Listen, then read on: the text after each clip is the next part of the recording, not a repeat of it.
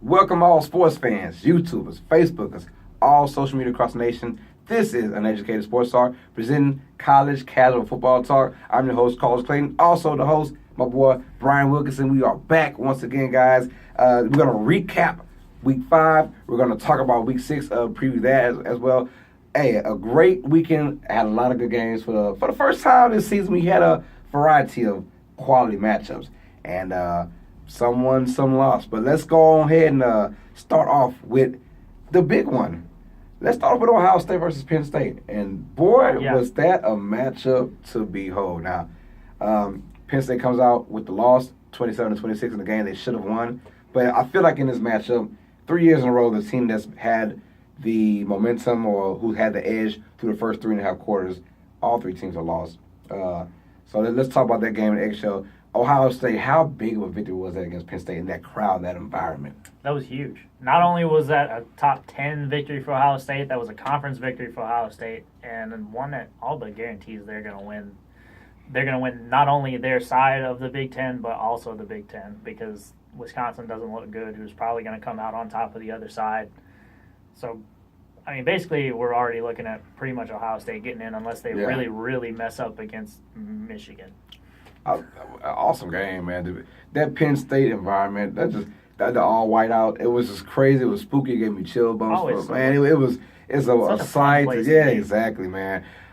So Sorsley just went out, the quarterback for Penn State. He went out there and had a running back type of game. It was like every time they needed a big play, he used his legs. It was crazy from the defense, from wide receiver play to positions. Plays being caught at certain times. Haskin finally looked normal, looked human, but you expect that first big road test. So you can kind of see his Heisman stock kind of went down a little bit in this game. Just a big test, and he was overwhelmed for pretty much most of the game. The last drive that got him the touchdown to obviously go to the top, it was more of the wide receivers doing work for him, not him putting wide receivers in great position. So, but with that being said, Ohio State with a big victory, like you said, top 10 victory at that. Where does it leave Penn State now that they're not among the undefeateds anymore? Penn State will get a nice high-tier Cotton Bowl or something like that. Put them straight to the bowl. As long as they take care of business against Michigan. I mean, what you're looking at now, if you want to beat Penn State, getting into the top 4 again, Ohio State's basically in. Gotta lose. Ohio State's gotta lose. If Penn State's going to get in, Ohio State's gotta lose. Because more often than not, if you're talking about a team that's on the bubble without a conference championship that's going to get in, it's going to be an SEC squad. It's going to be either an Alabama that somehow didn't make it, or a Georgia that didn't make it, or an Ohio State that didn't make it. It's going to be tough. It's tough. So Penn State doesn't have that pedigree to sort of lend it to them. Now, Ohio State is going to be a great loss on their record. Don't excuse that. But Penn State needs to go ahead and take care of business, clean up versus Michigan. And if they could get Michigan to beat Ohio State somehow, that creates a weird it does. It will, because everyone has that one loss against each other kind of thing going on. For Ohio State, like I said, it puts them in the driver's seat for sure.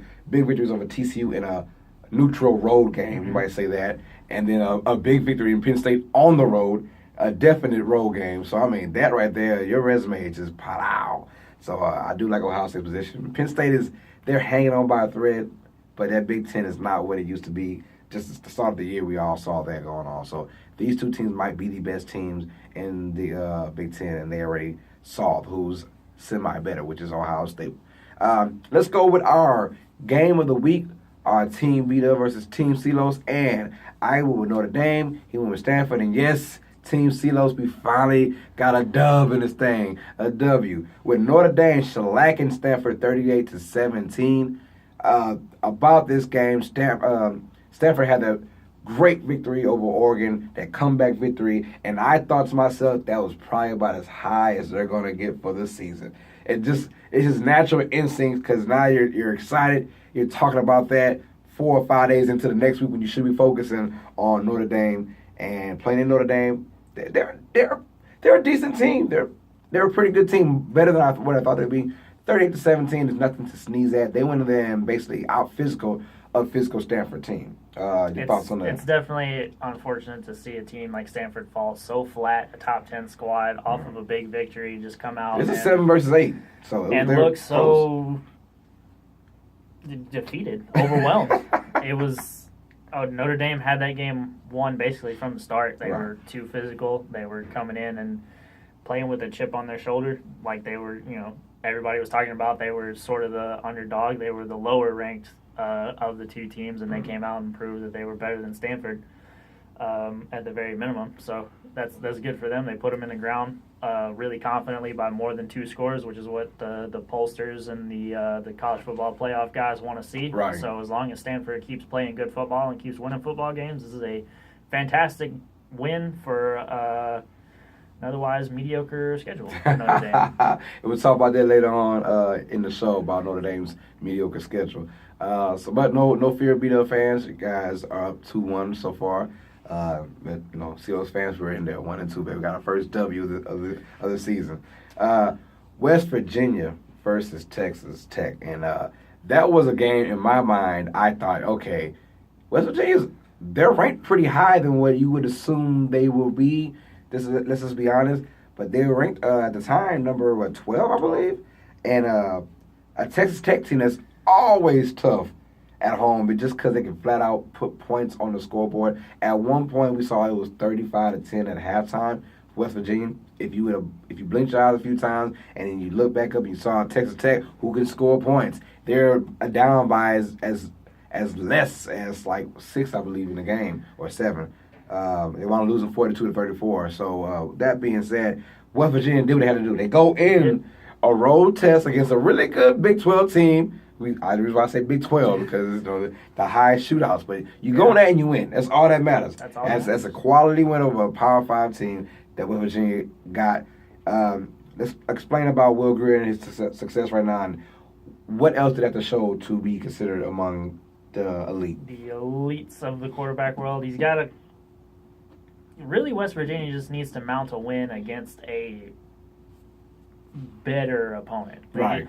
They play in the Big 12, so if he could notch a win against a Texas or an Oklahoma and a decisive, either some type of a decisive, like a 3-score win over Texas, or maybe a final drive sort of win against an Oklahoma squad that would be presumed to be much better than West Virginia, would be really the only sort of thing that you'd be looking for to really catapult him forward in terms of his personal stature as maybe a Heisman candidate or something like that. But other than that, he shows great poise in the pocket. He shows great ability to break the pocket. His passes come in online. He's got a pretty decent range on his arm.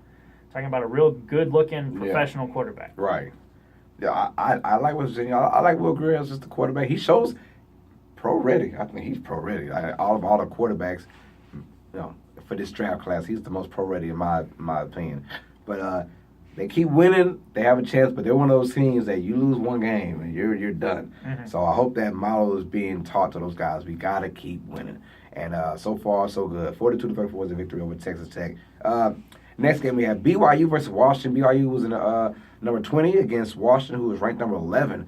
Washington puts a shellacking on BYU 35-7. It was never close from the start. BYU had a lot of hype after beating Wisconsin a couple weeks ago in Wisconsin, beating McNeese State Cowboys. Anyways, but outside of that, they had a lot of hype coming into this game against Washington. Washington, who I'm an advocate of, Jake Browning. I just don't like. I'm not the advocate. I'm the advocate. Yeah, that's the word. Against Jake Browning. And they came out there and Jake Brown looked good. At one point, he started the game off, I believe, 12-12, 13-13. One of those, he was pinpointing. So maybe he wants me to hate him every game, and he'll do good. But they destroyed BYU. BYU's chances of making it to a decent bowl, that's probably out the window now. Washington, that defense. One thing I want to talk about is how good that defense is. We all saw a couple years ago against Alabama in the playoffs. They had a great game plan, but Bama's defense is just a little bit better. Mm-hmm. But that's for everybody.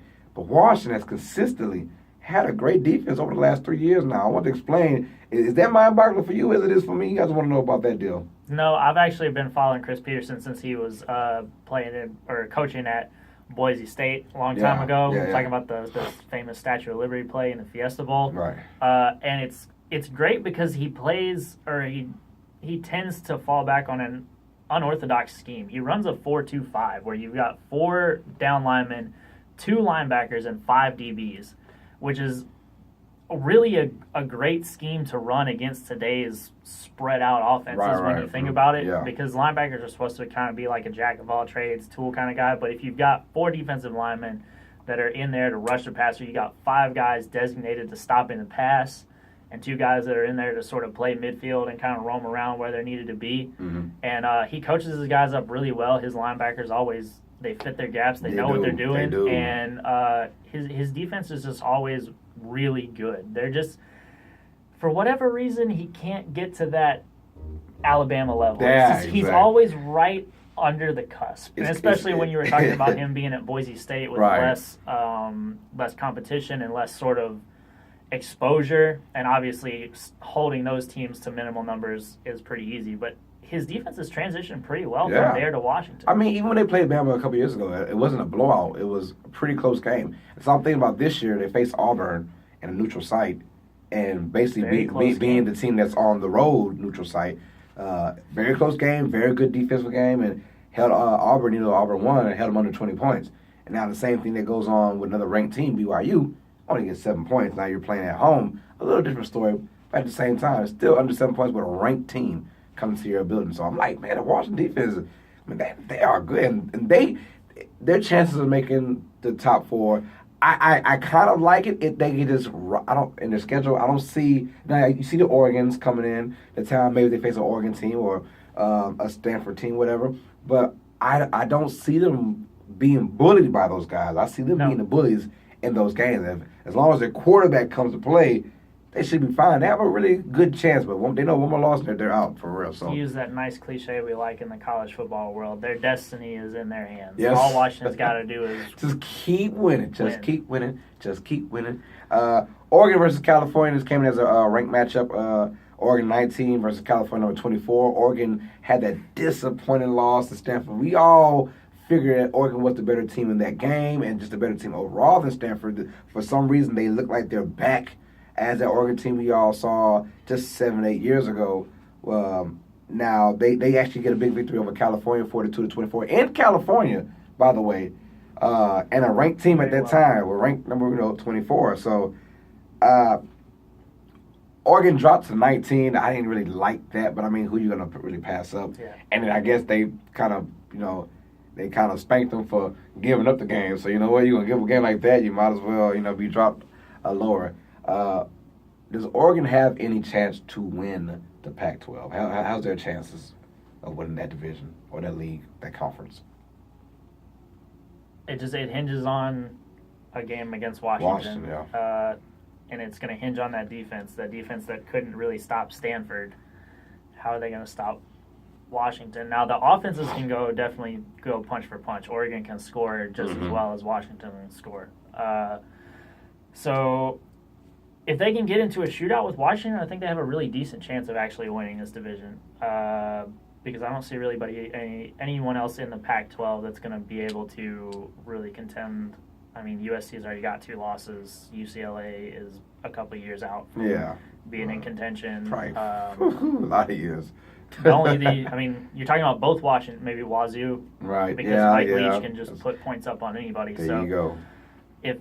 As long as they don't stumble against either of the 2 Washington squads, they have a very good chance of actually winning this. Yeah, I like the chances, but when they face against Washington, I like the chances a little bit slimmer than Washington. Just because Washington plays a SEC kind of defense. I mean, their defense is swarming everywhere, and I don't think Oregon's ready for that kind of defense coming at them. But we'll find out. That's neither here nor there anytime soon. So Oregon's got to keep winning to get in that conversation, and as well as Washington as well. So the Pac-12 has a lot of answers to do because pretty much everyone is done for in the Pac-12 with a loss already. So big news, Syracuse was that close from upsetting Clemson. For the second time. For the second year in a row, and they're going to do it in Clemson.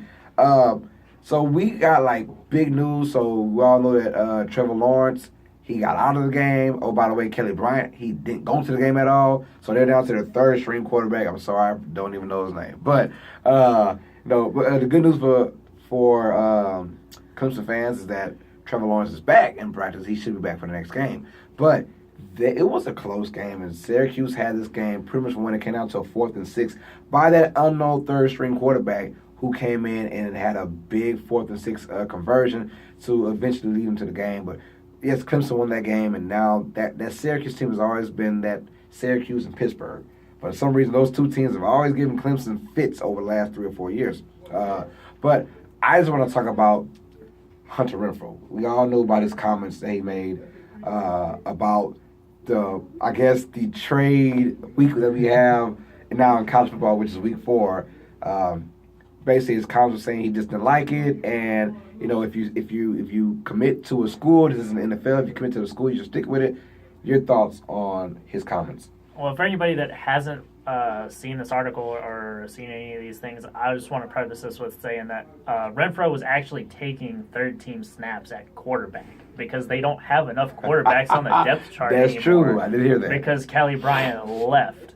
So it's kind of coming from a little bit like when you're a guy taking reps for like a gadget play, you're supposed to be doing that. When you're a non-quarterback taking QB reps because you don't have enough quarterbacks on the team, sometimes comments like that can come from a little bit of spite. Now, he made it very clear in his comments that he wasn't harboring any bad feelings towards Kelly, and he wants to see him do great wherever he goes. But it's funny because last week we were just talking about this before they made the decision, and then Renfrow comes out with these kind of comments, and I really, really want to support him. I want to feel like, you're going to commit to a school, you're going to stay there, and you're going to play with your guys and your team, especially having played football myself. Like, you want to feel like that, but at the same time, these guys most of them are planning on going pro at this level, and it's not like that in the pro game anymore. You got to go where you're going to get the best chance to show off your skills so that you can get signed, and it's a business decision at the end of the day, and having that for the NCAA as a whole is better for the league and better for the players for them to be able to make that decision. Oh, I'm with you on that. I do believe it. Look, I understand where Hunter Renfrow was coming from. Like I said, it was kind of out of spite, and he's doing the Thursday. I did read about that. But at the same time, here's my thing. How about being a kid being recruited by Jimbo Fisher, Florida State, just 2 years ago, and he comes to your house and he wines and dines you and your family. He woos you up. You're going to be one of the best Seminoles that we got. You'll be all-time great. I'll be your head coach. And then the next year, he dips out on you. And now he's the head coach of Texas A&M. Here's my thing. If head coaches can't even stay at their program, why should we hold kids accountable to stay at the program if they don't have to? So, yes, week 4 comes in and you're not getting the playing time and you think that you deserve to shine somewhere else and you can take that 1 year off and be guaranteed maybe a starting position at another program, do it. Because like you said, most of these kids are going to the NFL if you're in a big Power 5 conference. You're going to go or you're trying to impress NFL scouts to go to the NFL. So Hunter Renfrow, I understand his frustration, and that was his brother and all that stuff, and they committed some kind of a relationship. But at the same time, baby, it's all about business. You know what I'm saying? We got to roll out. You know what I'm saying? So I respect his comments, but also at the same time, you got to get yours. I'm sorry, Hunter Renfrow. I mean, you're going to be a nice slot receiver in the NFL. So just focus on yourself. You're doing just fine. Ole Miss and LSU, let's break that down. LSU with a decisive victory, 45-16 over Ole Miss. And I really appreciated LSU's overall game this one. We all know that, yes, Alabama. Everyone will say, okay, well, Alabama beat Ole Miss 62-7. Well, what can LSU do? And I felt like LSU was like, well, let's put some points on these guys. Just to show Alabama, like, when we do face y'all, we got this, and this coming for y'all for the first time in a long time. Break it down, LSU's victory over Ole Miss, man. Finally putting together a complete performance. There was Joe Burrow, quarterback for LSU, absolutely on point. Threw for almost 300 yards, 3 touchdowns, ran for another 45 yards and a score as well, just putting everything on display. Defense suffocating, as always. Absolutely. The cornerback play. Everybody wants to talk about all their pass rushers, and I know everybody calls it DBU, but nobody really talks specifically about the corners. I know a guy named Greedy who's just been balling around. Oh, dude. You want to talk about interceptions and locking down whoever it is on the other team that is going to be the receiving threat is absolutely locked down by these guys. Those defensive backs know what they're doing, and they know what they're doing well. And really, this is what you want to see. If you're a fan of college football, this is what you want to see from LSU, because we're only a few years removed from the game of the century when LSU played Alabama, when this game was the game everybody wanted to watch. Right. Not just SEC fans, not just LSU fans, not just Alabama fans. Everybody wanted to watch LSU play Alabama because it came every year. Both schools were going to throw all the punches they had at each other, and it was going to be down and dirty and football. And when you see something like this where LSU is absolutely just puts away a conference opponent and shows offensive firepower, which they've been lacking for a good part of the last 5 years. Right, yeah. It makes you excited as a football fan. This could be LSU's, I'm not going to say best team, but my God, it got to be the best chance for them to actually make some serious noise over the last maybe 6 or 7 years. Since that 2011 campaign. Yeah, there you go. So this is their best chance. I don't know about best team, but for sure their best chances. Hell, their best quarterback. Best quarterback they've had since that campaign. Since that campaign, for sure. We can probably take it back to Jamarcus Russell, who, in my opinion, was a one-game wonder, but that's another story. But LSU looks pretty good, and we'll talk about them and their schedule in just a minute for next week. So let's start off with that was all our Week 5 recap about that. Comment down. What do you guys think about last week's games and performances?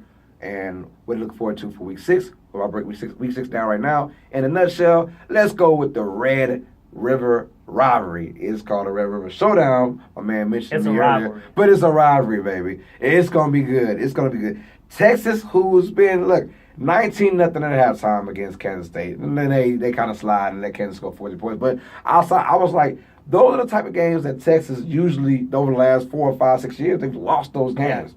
Yeah. Those road games against not good opponents or decent opponents, but not great. They usually lose those games. Well, this time they won that game. They're on a roll. You beat TCU. Now you beat USC. You beat Kansas State. 19-14. Now you got the big test. Oklahoma's coming off their little lackluster performance against Army. Not really their fault because Army had the ball for 50 minutes. It's so strange to go in and play those service branch. Oklahoma was scoring in 2 minutes, and then the Army was scoring 30 minutes. How you have a 30-minute drive, man? It doesn't make any sense. But anyways, Texas versus Oklahoma is always a great game. It's always it's a rivalry, so it's a great game. Your thoughts on this? Who do you have winning, and what's going on? I want to hear your thoughts. Wake up early for this one, folks, because this game always happens in the Cotton Bowl, and it goes down at 11 a.m. because this is part of the Texas County Fair every year, it's awesome. It brings a great atmosphere to the game. The crowd's almost always completely split. This is almost always a true neutral rivalry, and it's always dirty and disgusting, and everybody just hates everyone, and it's great. It's everything that real college football fans love about college football. And Oklahoma looks very good this season. Offense looks like they haven't skipped a beat. The defense looks like they're making their way. Texas is obviously, they've been playing their competition a lot, but they've got a quarterback that can match up with Oklahoma. They've got receivers that can match up with Oklahoma. They've got a defensive line that can absolutely monsterize anybody they want to. D-line, yes. And I'm taking Texas. On the early game, they always have a tendency to just upset Oklahoma over the last 10 years or so when Oklahoma's really been the big dog in that conference and been the bully. Mm-hmm. They just have this tendency to really, this one game always gives Oklahoma just a fit. They can't ever just put Texas away. And with Sam Ellinger throwing the ball back there this year, give me the burnt orange. There we go. Well, guess what? That's going to make our Team Beta versus Team CeeLo, because I'm going with Oklahoma. I think they get it done. It'll be a tough matchup, though. I can see either team winning, but I'm going with Oklahoma. Oklahoma has to win this game. If they don't win this game, that Big 12, your chances are already slim. But if Texas wins this game, can you imagine the confidence they've just really put on themselves for the rest of the season? They already shown that we could beat a TCU team. We could play a tough team against Kansas State and not lose that game. And then we go ahead and beat Oklahoma, who's a top 10 team in a neutral site, whereas winner take all. But give me Oklahoma, though. They got to win this game. They're the big dogs on campus.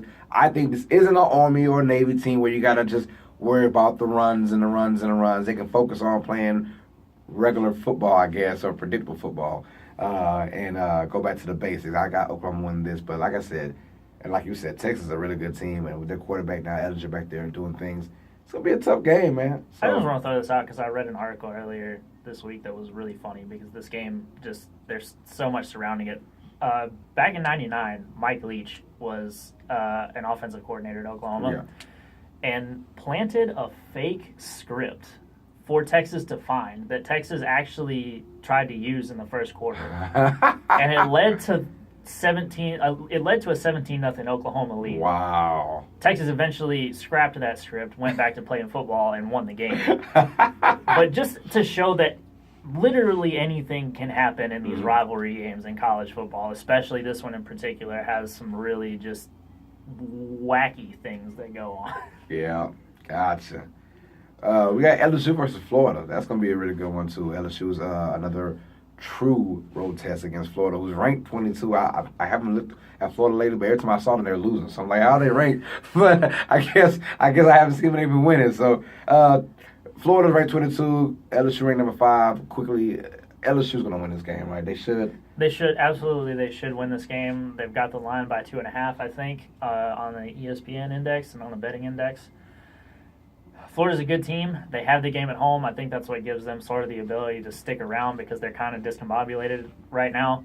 LSU coming in looks like the much more polished team. They're the top 5 team, nationally ranked. That being said, again, this is a rivalry game. It's another one of those that just Florida always seems to give them fits. But LSU should absolutely win this I'm going with LSU, too. Their defense alone is going to win this game. I predict the defense is going to score not 1, but 2 touchdowns. 2 defensive touchdowns. Yeah, 2 for the LSU Tigers. Give me that.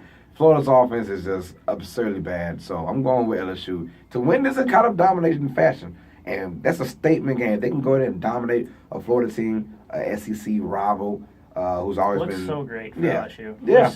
The fact that Florida got ranked before this match looks fantastic for LSU. You beat a top 25 team in this particular week.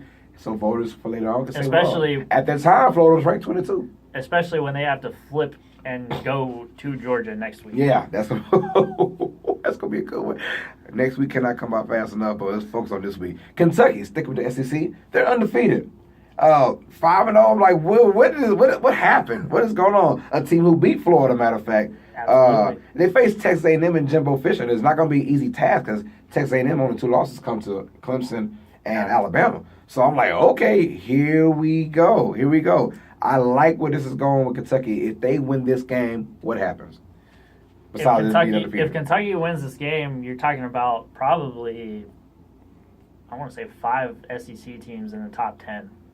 Because, again, Texas A&M's only 2 losses were to Clemson and Alabama.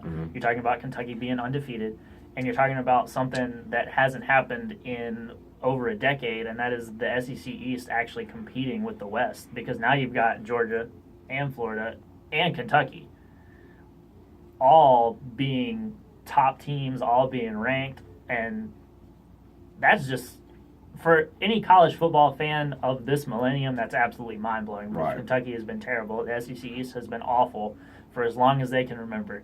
I'm actually going with Texas A&M on this one. I think they're just going to win this game. Kentucky facing against a tough team on the road who can score points. That's what I'm actually scared of. But Kentucky wins this. Hey, sky's the limit for them. Notre Dame, number 6 versus Virginia Tech. That's number 24. Notre Dame with this win, what can happen for them? With this win, they could be looked at for the top 4, depending on how things shake out at the top there. Let's see, actually, as long as the top 4, as long as the top 5 clean up, actually, I don't think Notre Dame can really gain anything with this win. Right. They would be really looking for somebody to just stumble really hard. I'm saying this, that means they'll have ranked Michigan as a win. They'll have ranked Stanford as a win. And then you have ranked Virginia Tech as a win if they win this game. I do think Virginia Tech will give them a battle because they're at home. But I'm going with Notre Dame. I think they're going to out-physically bully Virginia Tech. And not dominating fashion, but I think they'll win by 10 points. Give me a 10-point. I don't think this game is even close. Notre Dame will win it by 20. No respect for Virginia. They still lost to Old Dominion, but they lost to Old Dominion. They're a perennially mediocre team, and their best win this year is against Miami. I was about to say Florida State. That's not good. They may not have played Miami yet. I don't know. Actually, I forgot. But they absolutely demolished Florida State, who's nothing this season. So I'm not threatened by Virginia Tech at all for Notre Dame, especially after what they just did to Stanford, who's actually proved themselves to be a much more threatening team. All right, quickly, UCF, they go undefeated. They're still screwed, right?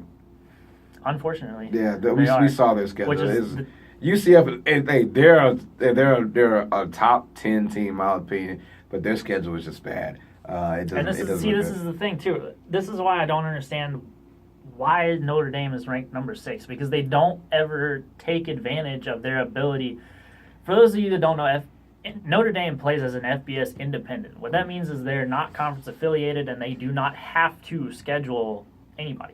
They're not required to schedule a single school. They can schedule whoever they want, and they perennially just refuse to schedule the Alabamas or the LSUs or the Florida. I mean, they did schedule Florida State this year, but that ended up poorly for them. That's unfortunate. But they just don't take advantage of that scheduling. And I mean, you're thinking if a team like UCF had the ability to schedule like Notre Dame could, that they would take more chances. They would take more chances and be a much better team. And college, when you're talking about moving to a playoff format, that's what you want to see. You want to see more better matchups, and Notre Dame is just not taking advantage of their ability to do that. I feel that. I figured they do face. It's like they face. I don't know how it goes, but you face like one team per conference, and it feels like it. You take an SEC team in Vanderbilt, you face a Pac-12 team in USC, then you face a Florida State team, ACC. It's weird how they do that. I don't know, but I like the fact they did the pick and choose every year from each conference, but it feels like they do every year. And sometimes you get good results, sometimes you get bad results. But like you said, if it comes down to a voter's opinion about a one-loss Notre Dame team versus a one-loss team who has a conference championship, they'll most likely go with the conference championship winner because they went through the conference championship. So, it's kind of like, pick your poison. And our last topic today, Nick Saban. I'll let you talk about it. This was a great Nick Saban anecdote from his press conference. Actually, this morning on the day that this video was recorded, someone had asked him about because Alabama has been known to not really have a lot of buzz around their quarterback and their team, and like not really a lot of sort of support in that area. So a reporter had asked him, how do you feel about all this positive hype going around Tua? And his response was to not even talk about Tua at all. Instead, he called out his student body for not showing up to a game where they absolutely demolished a completely subpar opponent. And then he's like, we need more people in seats. We need more pride and spirit. Well, Nick, if you want that, you're going to need to schedule better games. You've been the best team in the country for the last 11 years. You can't just schedule a cupcake non-conference schedule and expect people to show up. In week 5, I'm with you on that. And it's too easy. When you talk about the student body after whooping someone by like 40 points, it's just too